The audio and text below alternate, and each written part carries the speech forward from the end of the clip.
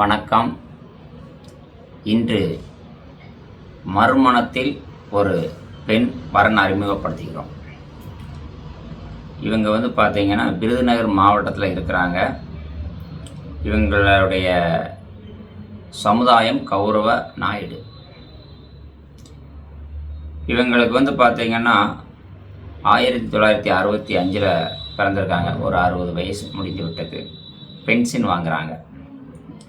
45,000 ரூபா பென்ஷன் வாங்குகிறாங்க.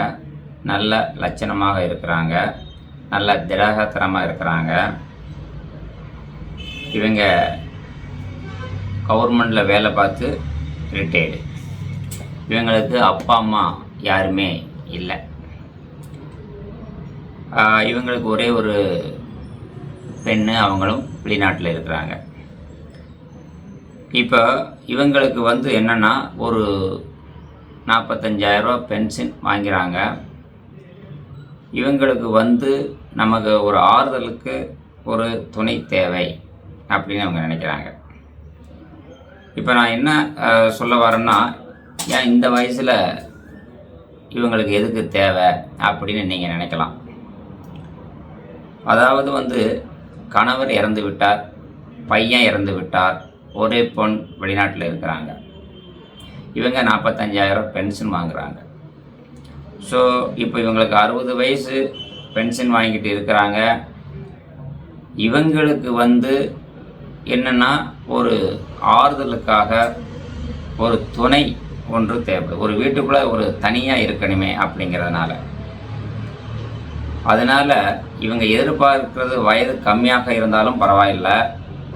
ஆனால் அவங்க கடைசி வரைக்கும் ஒரு அன்பாக, பண்பாக, பாசமாக, பிரியமாக, ஏமாத்தாமாக, துரோகம் செய்யாமல் இருக்கக்கூடிய நபராக இருந்தால் பரவாயில்லை அப்படின்னு சொல்லியிருக்கிறாங்க. இதை ஏன் நான் சொல்கிறேன் அப்படின்னா, சில பேர் இந்த வயசில் தேவையா அப்படின்னு நீங்கள் கேட்கலாம். இந்த வயசில் வரக்கூடியவங்களுக்கு என்ன வரும் அப்படின்னு நினப்பு வரும்னா, ஒரு வீட்டுக்குள்ளே நீங்கள் தனியாக இருந்து பாருங்கள், ஜெயில் வாழ்க்கை மாதிரி இருக்கும். அதே ஒரு துணை ஒன்று இருக்கும் பொழுது ஒரு கோயிலுக்கு போயிட்டு வரலாம், எங்கேயாவது வெளியில் கொஞ்சம் ஃப்ரீயாக போயிட்டு வரலாம். அப்படி இருக்கும்போது மனதுக்கு ஒரு புத்துணர்ச்சி, ஒரு தைரியமும் கிடைக்கும்.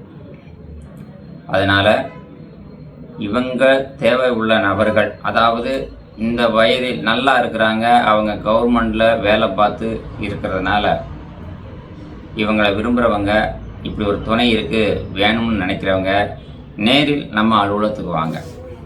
இங்கே இருந்து ஃபோன் பண்ணி நீங்கள் பேசுங்க. விருப்பம் இருந்தால் நேரடியாக நான் உங்களை கூப்பிட்டு போகிறேன். சரிங்களா? ஏன்னா நான் இவங்க பேரை நான் சொல்லலை.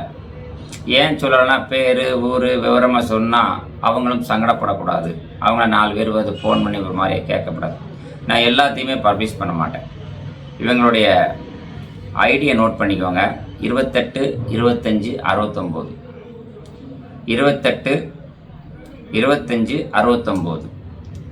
கவர்மெண்டில் வேலை பார்க்குறவங்க அப்படின்னு நீங்கள் கேட்டாலே போதும், நான் உங்களுக்கு சொல்லிடுவேன். நேரில் வாங்க. இவங்களுக்கு நீங்கள் ஃபோன் பண்ணி கேட்டுகிட்டே வாங்க. ஏன்னா இல்லை அப்படின்னா ஆஃபீஸில் நாங்கள் எப்பொழுதுமே இருப்போம். காலைல மதியம் வரைக்கும் ஆஃபீஸில் இருப்போம். நேரில் வாங்க. ஒரு முறை நீங்கள் நேரில் வாங்க. சரிங்களா? நேரில் வந்தால் தான் உங்களுக்கு சில விவரங்கள் தெரியும். ஆகவே இவங்களை மனம் முடிக்க விரும்புவங்க கொஞ்சம் கவனமாக நான் சொல்வதை கேளுங்க.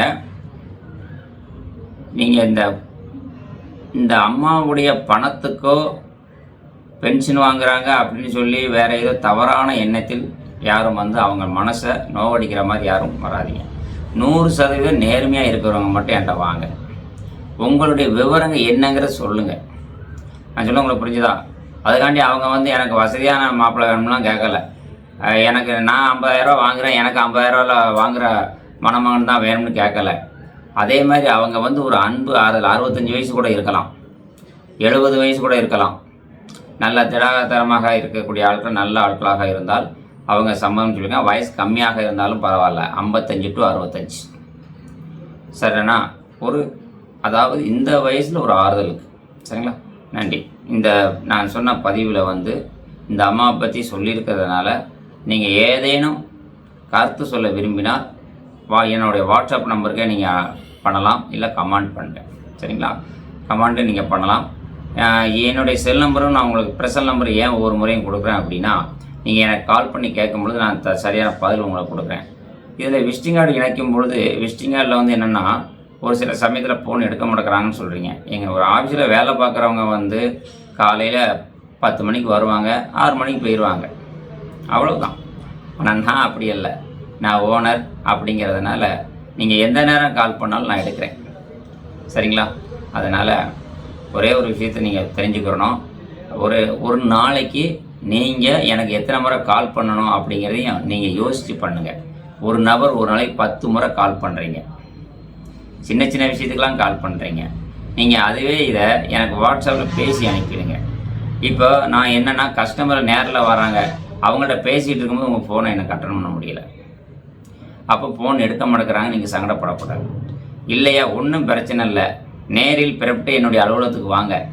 நீங்கள் எங்கே இருந்து வரணுன்னாலும் ஒன்றும் பிரச்சனை இல்லை. தென்காசி மாவட்டம் சங்கரன் கோவில், காலையில் 10 மணிக்கு வந்து உட்காந்துருங்க. எப்படி இங்கே 15 பேர் வேலை பார்க்குறோம், உங்களுக்கு ஒரே நாளையில் எல்லா இடத்துக்கும் ஃபோனை பண்ணுவோம். ஃபோனை பண்ணி கேட்டு இந்த மாதிரி பையன் வீட்டில் வந்திருக்காங்க, பொண்ணு வீட்டில் வந்திருக்காங்க, நேரடியாக பேசி ரெடி பண்ணி கொடுத்துருவோம். சரிங்களா? அதற்கான நான் விஷயங்களை உங்களுக்கு ஏற்கனவே பல முறை நான் சொல்லியிருக்கிறேன்.